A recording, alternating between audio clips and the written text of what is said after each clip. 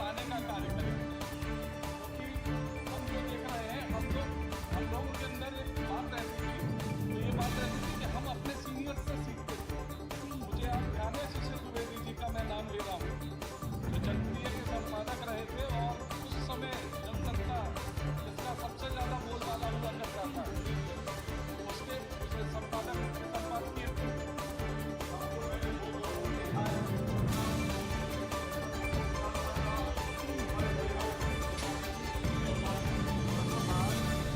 ललितपुर अंतर्गत ग्राम देवरान में एक लड़की की अपने ही घर में डेड बॉडी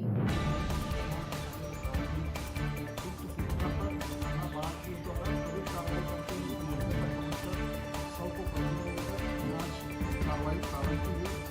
शव की गहरा चोटों से मृत्यु का कारण स्पष्ट नहीं हो पा रहा है, इसलिए मृत्यु का स्पष्ट कारण जानने के लिए शव का पोस्टमार्टम कराया जा रहा है।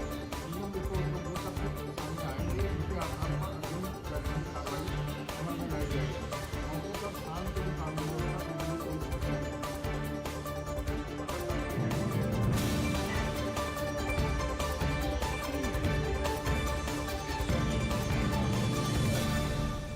जाने वाले 5 आरोपी गिरफ्तार हुए। पूछताछ के दौरान पता चला कि सागर से ले जा रहे थे। ऐसे पहले भी सुसंगत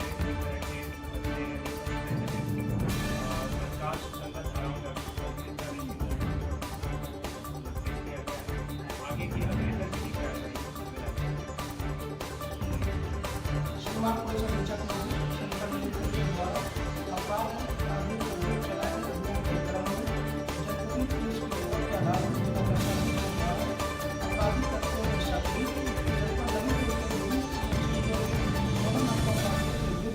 जिला बदर की विधिक कार्रवाई की गई।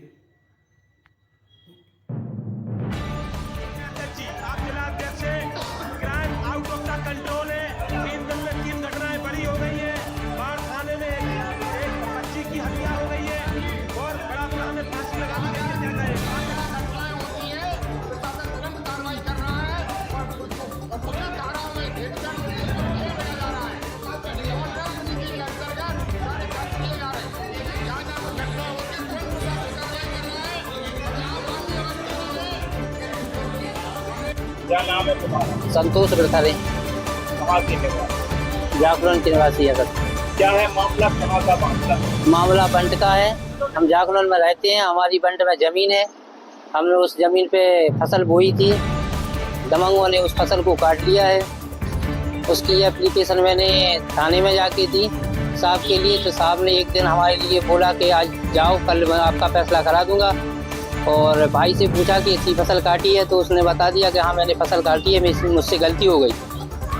इसके बाद साहब बोले कि कल आना, हम आपका फैसला करा देंगे। हम दूसरे दिन पहुँचे तो साहब बोलते हैं कि भाई इसको फसल छोड़ दो, 10,000 रुपये ले लो, मामला ख़त्म कर दो। लगभग कितने की फसल है? कम से कम 25 बोरा गेहूँ निकलता, वो 50,000 का होता है सर। क्या है थानेदार ने क्या कहा? थानेदार ने ये कहा कि 10,000 रुपये ले लो और इसी को फसल दे दो। सर हमने उनसे बोला कि ऐसे कैसे हो जाएगा, मैंने लागत लगाई 10,000 रुपये, कैसे मान जाएगा? 20,000 रुपये तो कम से कम ठेका ही बनता है। तो कल 10,000 रुपये ले लो, मैं अपनी जेब से देता हूँ। क्या लगता थानेदार हैं जो पाली के, उनकी कार्यशैली किस प्रकार? सर ऐसा लगता है कि 10,000 रुपये वो किस हिसाब से दे रहे हैं। दे कौन रहा? वो अपनी जेब से दे रहे हैं? साहब अपनी जेब से बोल रहे थे कि हम अपनी हिसाब से देंगे। उनकी कार्यशैली पर हमें शक है, तो उनको न्याय करवाना चाहिए। हमने उनसे बोला भी कि हमारा न्याय करवाइए, आप क्यों दे रहे हैं अपनी जेब से पैसा। यदि आगे नहीं सुनते हैं तो फिर आगे मैं योगी जी के पास जाऊँगा।